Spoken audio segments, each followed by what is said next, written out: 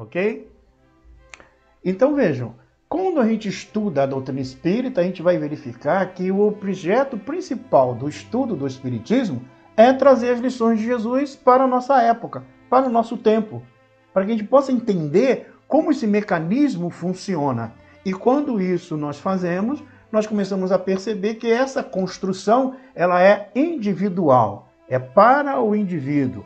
Muitas vezes a gente acredita que possa ser um processo coletivo, mas o processo coletivo vai acontecer à medida que os indivíduos, ou seja, nós, em particular, vamos modificar também as nossas atitudes.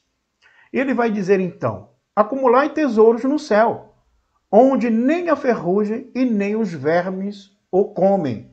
Então, mostrando que o tesouro que nós devemos guardar é os valores da alma, não as questões do mundo material. Até porque, como a gente está no mundo material, a tendência nossa é, de uma certa forma, nos envolver muito mais nas questões do mundo material, essa dicotomia espírito e matéria, a gente acaba sendo mais envolvido pelas questões materiais do que as questões espirituais.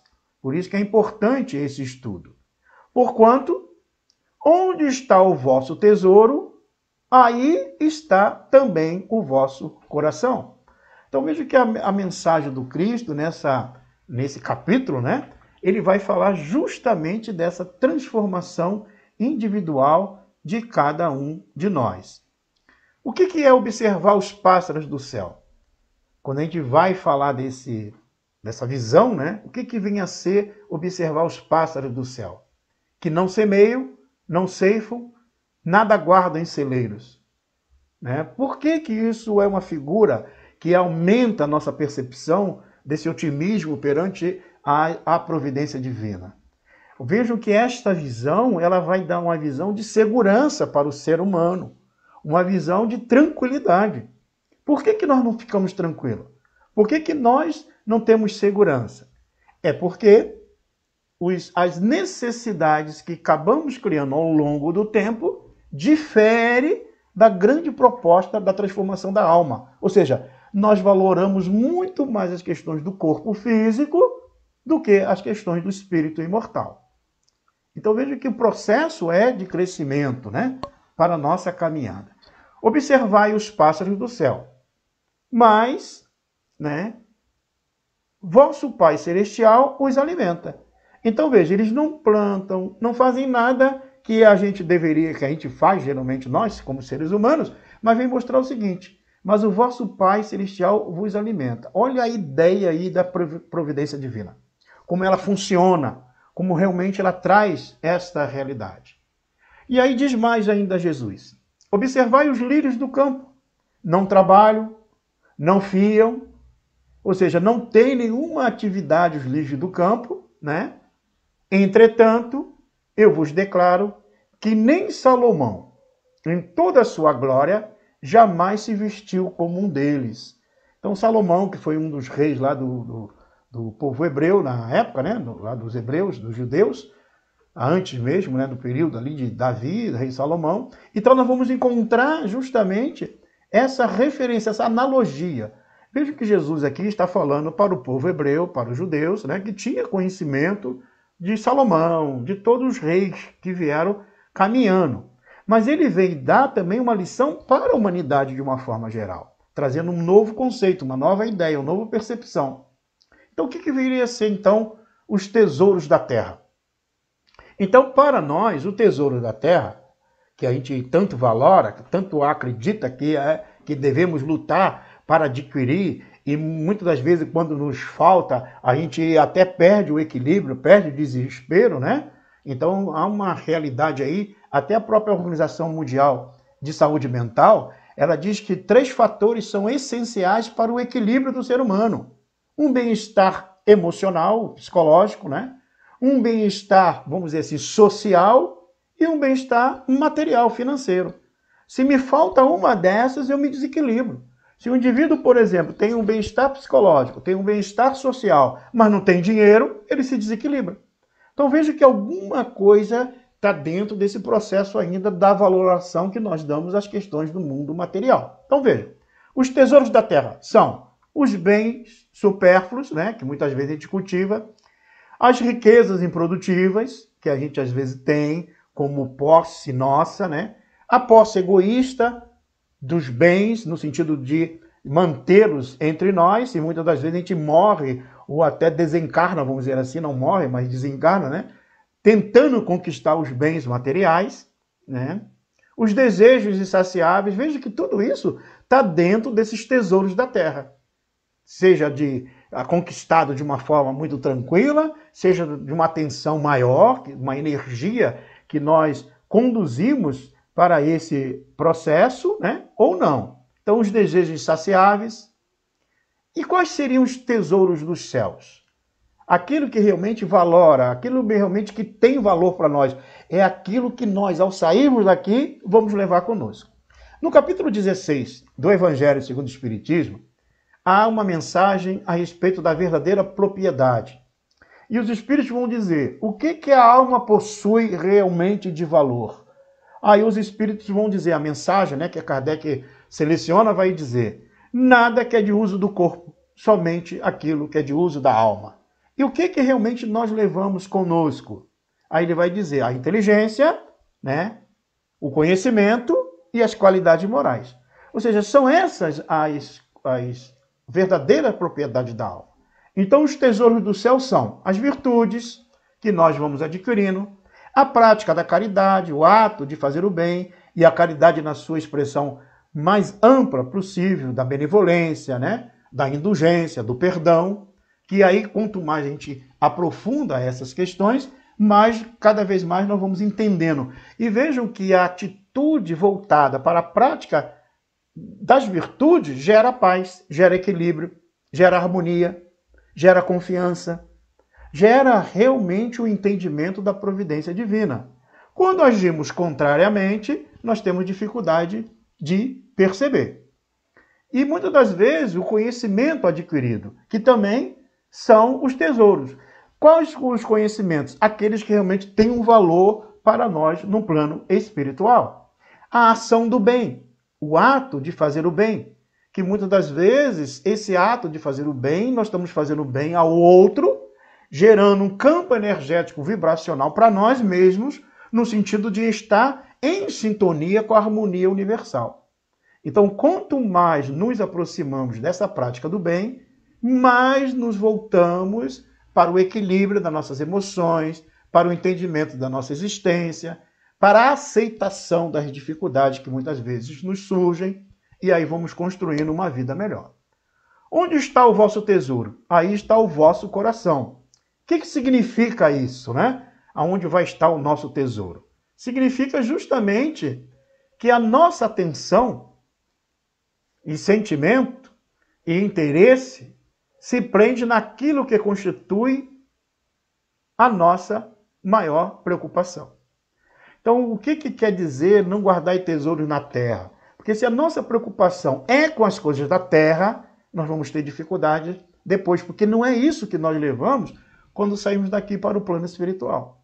Mas quando eu entendo que guardar os tesouros no coração seria guardar os tesouros onde as traças não corroem, os ladrões não roubam, aí eu vou entendendo que quanto mais eu me forro de atitudes altruístas, voltada para o bem, diante da virtude, da fraternidade, do amor ao próximo, do entendimento das situações nas quais nós estamos inseridos, nós vamos nos aproximando dessa realidade. Então, o que significa?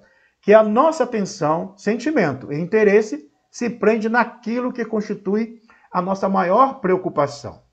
E estes ensinamentos não seriam um estímulo ao comodismo? Então, é uma pergunta que se faz, né? Então, será que Jesus falando que as aves não fiam, né? Não plantam, e os lírios não fiam nem nada, e são belos, e as aves se alimentam, Deus alimenta, não seria, então, um estímulo ao comodismo, um ato da gente se acomodar e não fazer nada? Pelo contrário, não.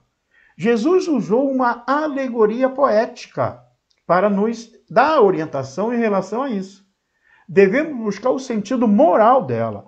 Não quer dizer que eu não tenha que trabalhar, não quer dizer que agora na situação que nós nos encontramos, nas dificuldades, né, que alguns grupos estão sentindo, principalmente os menos favorecidos materialmente, não quer dizer que não tem que buscar um outro meio para se conseguir.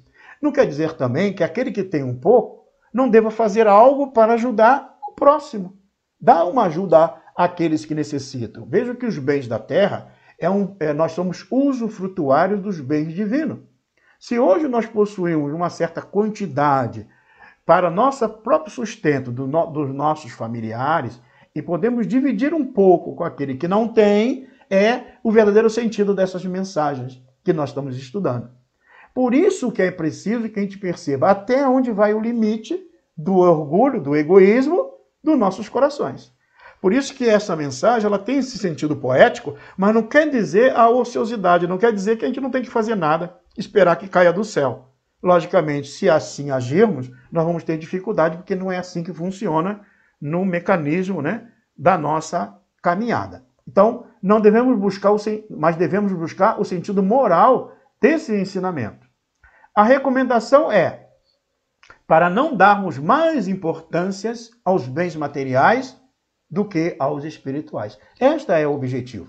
Para que a gente não dê mais importância aos bens materiais do que os espirituais. Vamos cuidar sim do material, porque nós temos que alimentar o corpo, mas temos que também alimentar a alma. Por quê? Porque o dia que o corpo não mais existir, nós continuaremos vivos. E qual é os valores que vamos levar conosco no mundo espiritual? Depende da nossa ação comportamental, das nossas modificações. Saber sacrificar os primeiros aos segundos, ou seja, sacrificar as questões do mundo material em benefício dos espirituais. Então veja que o caminho dessa lição é um caminho onde tem uma figura de linguagem, mas está mostrando para nós que a preocupação deve existir, materialmente falando, mas a maior preocupação deve ser nos valores da alma, aquilo que realmente é patrimônio do espírito imortal. A fé, ela é suficiente para promover as nossas necessidades, como vestir, comer e etc. Então a fé, ela é suficiente para isso ou não? Então até que ponto a fé vai nos dar esse sustento? Ou simplesmente a fé, ela pode, através desse processo, nos distanciar desta realidade? Então vejam, a providência divina nunca deixa ao abandono os que nela confiam. Então há mecanismo, há meios que chegará até o indivíduo justamente para atender às suas necessidades. Por isso que a gente, em humanidade, estamos sendo chamados hoje, mais do que nunca, para essas duas atitudes. Uma, daqueles que não têm, e a maior dificuldade que tem é entender que deve fazer de tudo pelos caminhos mais corretos possível para adquiri-lo, mas ao mesmo tempo, aquele que tem, ao perceber que há pessoas, há indivíduos, há bolsões de dor, de sofrimento em volta de nós, aonde tem os elementos, as pessoas que sofrem por essa necessidade, é onde nós devemos parar para pensar. Então veja que aí é um mecanismo de reeducação nossa, como indivíduos, espíritos imortais, num mundo de provas e expiação. Tanto aqueles que possuem, fazer que chegue à mão daqueles que necessitam, quanto aqueles que necessitam ser humildes o suficiente para poder perceber que, às vezes, a ajuda está chegando. Então nós estamos vendo aí vários quadros, né, de ajuda nas ruas, nos ambientes, o pessoal está colocando nas padarias, por exemplo, alimentos, onde está escrito, aquele que não tem pode tirar, né? Então, assim, os comerciantes estão vendo que não é só o lucro, isso é interessante, embora tem outros que estão aumentando absurdamente os preços, que ainda está distante desse ensinamento. Então, quanto mais a gente agora se vê na humanidade, como se a gente estivesse fazendo um ajuste comportamental, aprendendo uns com os outros, para ver se a gente aprende, né, a agir melhor diante da própria vida. Então, a providência divina nunca deixa ao abandono os que nela confiam. Todavia, quer que esses, por seu lado, trabalhem. Então, o trabalho, aí lá no Livro dos Espíritos, né, quando a gente vai lá no capítulo 3 da terceira parte do Livro dos Espíritos, a Lei do Trabalho, nós vamos ver aonde está o limite do trabalho. Está até nas forças. Mas toda ocupação útil é trabalho. Mas o trabalho para o sustento do corpo, ele deve existir. Qual a melhor maneira? Da mais simples. Ou a dificuldade maior nossa ainda é entender que, às vezes, o nosso limite dentro do campo de ação vibracional de conquista material, às vezes ele é pequeno. E às vezes a gente se projeta para algo tão grande e acaba sofrendo muito mais. Agora, quando a gente entende que dentro do nosso campo vibracional é o sustento necessário, talvez para um dia, para 2 dias, para uma semana, não para o acúmulo, nós vamos verificar. Agora, aqueles que têm possibilidade do acúmulo, de guardar, eles começam a perceber que há uma necessidade de dividir. Por quê? Porque os bens da terra não lhe pertencem. Nós somos usufrutuários dos bens divinos. Vejam que o equilíbrio aconteceria, naturalmente, com aqueles que pudessem proporcionar trabalho para aqueles que têm condições, para aqueles que não têm. Nós estamos vendo que muitas empresas fizeram demissões e outras estão admitindo muitas pessoas. Então vejam que esse equilíbrio é importante, mas vejam que tudo isso é um processo de educação nossa, como espíritos, ainda nesse processo de crescimento. A divina providência, a providência divina nunca deixa ao abandono os que nela confiam. Ou seja, todos vão ser ajudados. Todavia, quer que esses, por seu lado, trabalhem, né? Se ela nem sempre acode com auxílio material, então veja bem, lá nos pássaros, eles são alimentados. E ele diz lá, o Senhor alimenta, eles não plantam nem nada. Agora veja, olha o detalhe. Se ela, né, nem sempre acode com auxílio material, mas inspira as ideias com que se encontram os meios de sair da dificuldade. Essa é o caminho, muitas das vezes, né, da gente sair da dificuldade que muitas vezes nós nos encontramos. Por isso que o caminho dessa construção da felicidade, ela depende disso. Recordo-me que certa feita, conversando com um jovem, né, que na época da nossa juventude, na época a gente coordenava a juventude aí da Federação Espírita Catarinense, teve um jovem que estava conosco, junto ali com um grupo, quando a gente se reunia, né, em vários lugares aí do estado, mas eu percebi que quando estava aquela turma de jovens reunida, e o pessoal resolvia ir para um determinado local, fazer um lanche, por exemplo, pegar lá um sanduíche, um hambúrguer, alguma coisa parecida. Aquele grupo de jovens ia, cada um pagava o seu. E esse jovem, ele pedia também um lanche. Só que ele não tinha dinheiro para pagar. Mas ele pediu o lanche, e pediu o maior lanche ainda possível, né? Aí o que acontecia? O pessoal que estava ali do lado, já conhecia um pouco ele, acabava o pessoal pagando. Isso aconteceu 1, 2 vezes, várias vezes aconteceu esse fato. E eu estava observando isso, porque a gente, na posição ali de coordenador da juventude, a gente não observa só a juventude, a gente observa também na caminhada, né, no bate-papo, nas conversas fiadas, a gente observa também o comportamento moral do jovem, né, que a gente também está aprendendo junto, mas a gente observa. E eu percebi isso. Que ele sempre se encostava, sempre comia, mas nunca se apresentava com nada para poder ajudar. Porque ele achava, ou ele entendia na cabeça dele, que ele estava no meio e o pessoal tinha mais que obrigação, quem tinha condição de pagar, pagava para ele. Bom, um belo dia, quando a gente estava assim meio separado lá do grupo e tal, eu chamei ele no canto e perguntei para ele, vem cá, eu tenho observado que você sempre, quando a gente está fazendo lanche, isso, aquilo e tal, a gente está sempre pegando, às vezes a gente divide e tal, mas tu nunca comparece, o que acontece? E ele já era um jovem, assim, com um pouco mais de idade já, né? Já podia estar trabalhando, fazendo qualquer coisa. E ele disse para mim assim, é que eu não tenho, eu não sei o quê. Aí chorou as pitangas dele, eu falei, tá, mas por que tu não tem? Ele morava naquela região ali de Itajaí, não vou dizer o nome, né? Mas é Itajaí, Balneário Camboriú, por ali. E eu perguntei para ele, tá, mas por que tu não tem? E ele disse assim, não, é que eu não tenho, de uma certa forma, meu pai não tem para me dar, que não sei o que, tá, mas aí eu perguntei para ele, tu faz alguma coisa? Ele disse, tá, e você, está fazendo alguma coisa? Deveria fazer. Aí eu perguntei para ele, você sabe digitar? Não, eu uso o meu computador lá. Eu falei, olha, você está próximo de uma universidade, que é a universidade, né, a Univale, ali em Itajaí, E tem vários alunos que precisam digitar os seus trabalhos, né? Como apresentação de final de curso e tudo mais. Por que tu não pega um pouco disso aí para você digitar? E outra coisa, faz o seguinte, não precisa ganhar muito não, que ganhe R$5, que ganhe R$10. Mas é o teu primeiros R$10, é o teu primeiro R$5, é o teu primeiro dinheiro que você conquistou pelo teu esforço. E aí aquele dia foi um bate-papo, ele chorou um monte, falou da dificuldade familiar e tudo mais, que a gente conhecia um pouco. E aí passou. Passaram alguns meses, a gente, nos encontros que houveram, a gente se encontrou. E um belo dia reencontramos de novo no grupo, e aí estava aquele grupo indo lá, já tinham passado uns 3, 4 meses, e a gente reencontrou de novo, e ele estava junto com o grupo. E aí saiu aquele, mais ou menos 15, 16 jovens, tudo para fazer um lanche. E quando chegou lá, todo mundo pediu lanche, eu pedi o meu também, né?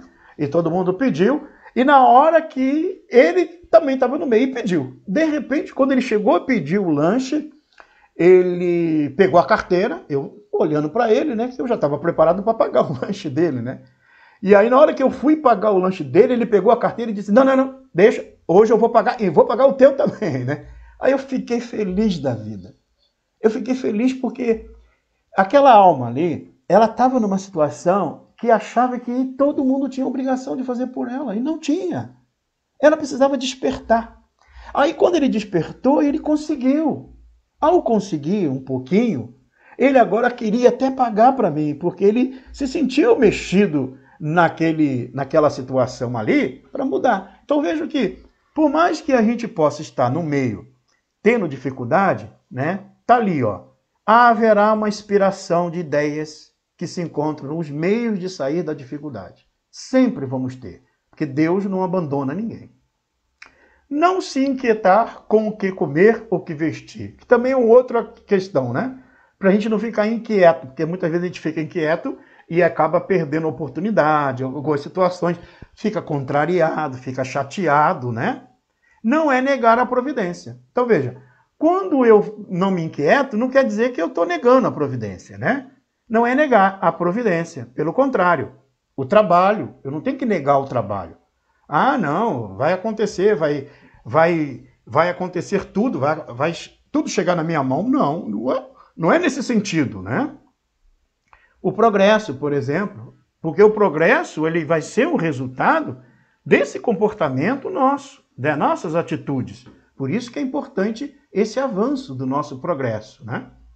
E também da inatividade, cuja consequência é a inatividade. Não é a consequência da inatividade. Ah, não vou fazer nada porque está lá no Evangelho dizendo, né, que a gente não deve se inquietar em comer ou vestir, que tudo vai acontecer. Não, pelo contrário. É aí que nós temos que prestar atenção.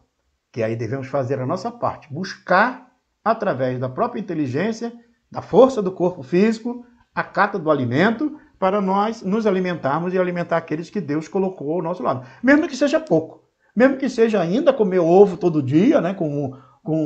Até o ovo agora está meio caro, né? Mas o ovo todo dia, com arroz e feijão, mas é um alimento que a gente acaba conquistando, né? E não é um retrocesso, não é uma consequência de retrocesso comportamental, humano, a gente voltar ao primitivismo, voltar a caçar a algo parecido, né? A atitude primitivista de que todo mundo tinha que pegar do outro, não é essa a ideia. Pelo contrário. Não inquietar com o que comer ou com o que vestir é, por exemplo, né, saber contentar-se com o que tem.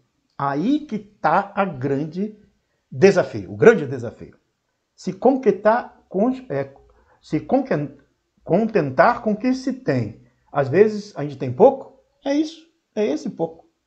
Ah, mas eu não tenho para amanhã. De repente amanhã vai acontecer alguma coisa. Tem até um pensamento, uma brincadeira que o pessoal fala assim, né? Que chegou no final da semana, ele estava com R$100. E aí foi justamente o dia que o gás acabou. Então, veja, ele tinha os R$100 para comprar o gás.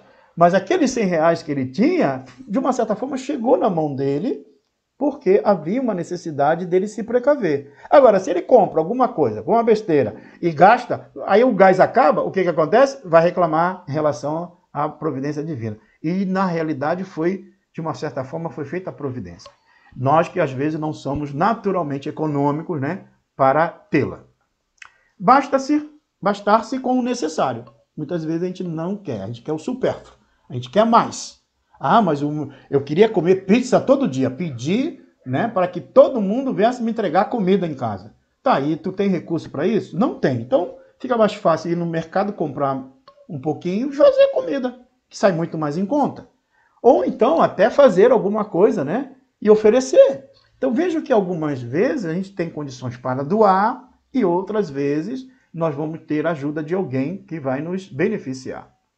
Não reclamar do supérfluo, né? Que muitas vezes a gente fica querendo ter os bens que o outro tem. Diz a Joana de Ângeles, em uma de suas obras, que nós passamos hoje pelo processo da posse mesmista.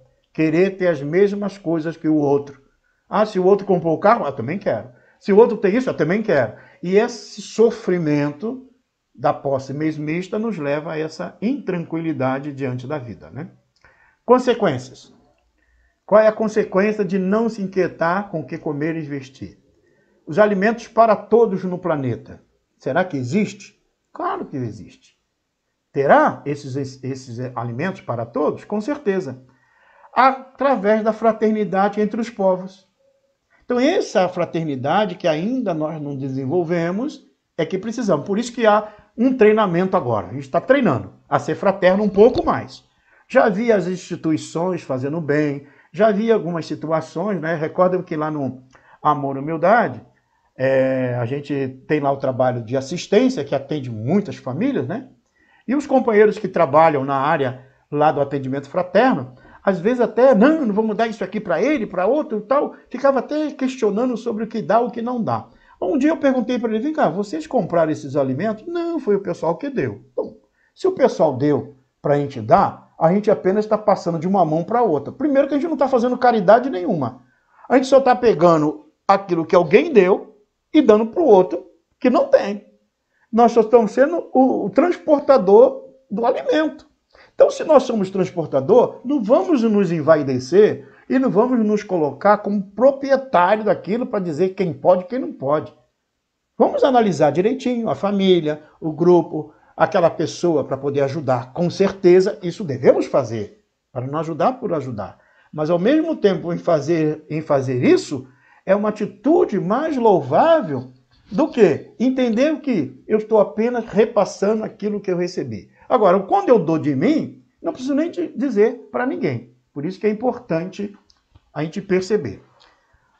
Para a gente ir fechando o nosso conteúdo, né? A Terra produzirá o suficiente para alimentar todos os seus habitantes. Então vejo que desde o momento que nós deixamos de ser nômades, né? Quando a gente era nômade, a gente caminhava, parava, plantava, né? Naquela região, exauria a terra. Quando a terra ficava exaurida, a gente saía, ia para outro lugar e ali a gente fazia isso. Depois que a gente se tornou sedentários e nós construímos as megalópolis, né? As polis, ou seja, as cidades, nós começamos a não mais fazer o cultivo. A gente começou a não mais produzir. Aí o que aconteceu? Precisou, nos bolsões, nos grupos, alguém produzir em massa para alimentar, como a produção de alimentos, por exemplo, de carne bovina, de carne suína, de carne de frango, como a produção. E aí, devido a essa grande produção, começou a haver o quê? Outras necessidades. Agora, veja bem, o que se planta na terra dá. Haja visto o que acontece quando naqueles terrenos orenosos que seca, de repente, quando chove, volta a florescer rapidamente. Então, vejo que a gente tem tudo na terra. O que falta ainda é uma boa administração nossa. Uma boa administração moral ainda dos indivíduos. Por isso que o modelo social em que vivemos ainda é esse modelo de disputa, ainda é esse modelo de prevalência um sobre o outro, ainda é de violência. Por isso que essa mudança, ao acontecer com os habitantes da Terra, né, conosco, de um mundo de prova e expiação para um mundo de regeneração e um mundo feliz, ninguém passará fome, ninguém terá nenhuma necessidade materialmente falando. Quando os homens souberem administrar, segundo a lei de justiça, de caridade e de amor ao próximo. E aí nós temos que ir lá no capítulo 11 do Evangelho, do Livro dos Espíritos, que vai falar justamente na terceira parte a respeito disso, que é justamente a da perfeição moral, mostrando que é justamente as leis de justiça, amor e caridade, quando for bem entendida, nós vamos agir de acordo como devemos agir para melhorar a nossa terra. Qual é a contribuição, então, do Espiritismo? A caridade e a fraternidade não se decretam em leis. Então, não são decretadas em leis. Não adianta baixar um código para que todo mundo seja solidário. Esse processo é um processo de construção individual.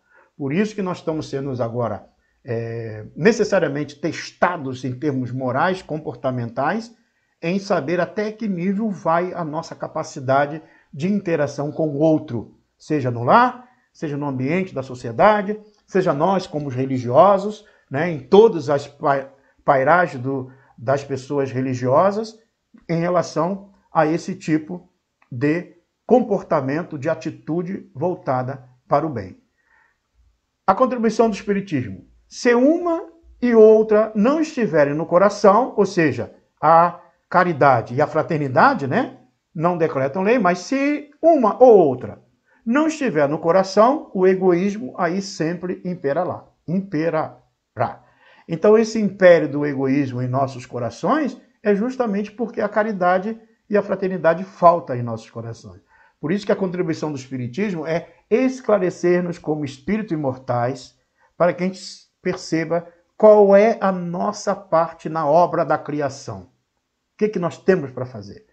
Por isso que eu costumo dizer que a doutrina espírita não é um ensino coletivo, é um ensino individual. É nós pegarmos, analisar cada um dentro dos seus aspectos, aquilo que pode e o que não pode fazer, aquilo que já faz, aquilo que não faz, porque não existe no Espiritismo a moralidade no sentido que eu tenho que passar para o outro. É para mim, é individual, para cada um de nós em particular. Porque aí quando a gente percebe isso, né, a gente vai avançar no conhecimento que a doutrina espírita vem nos trazer.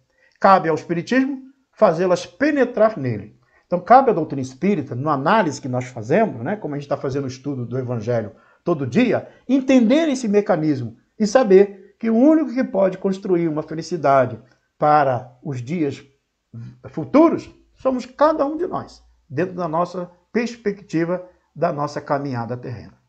Eu agradeço aí o Núcleo Espírita, né, Chico Xavier, que nos oportunizou esse estudo, né? Essa oportunidade desse estudo.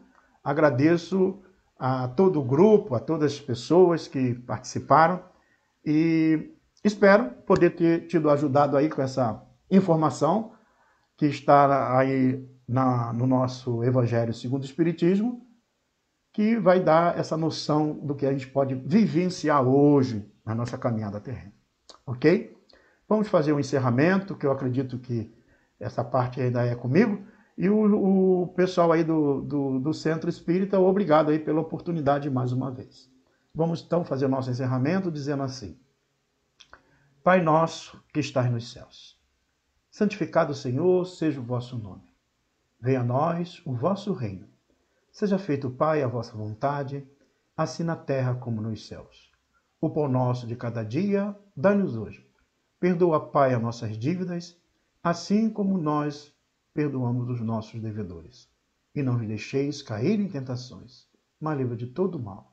Que Deus abençoe, fortaleça e envie essas vibrações para aqueles que mais sofrem, que mexam em nossos corações para ajudar aqueles que eu possa ajudar e que todos possam ser envolvidos na paz. Os nossos governantes, aqueles que têm um poder de decisões na nossa vida, que todos possam ser bafejados pelas vibrações do amor do Cristo e entender que todos nós fazemos parte dessa grande caminhada terrena de aprendizado mútuo de uns para com os outros.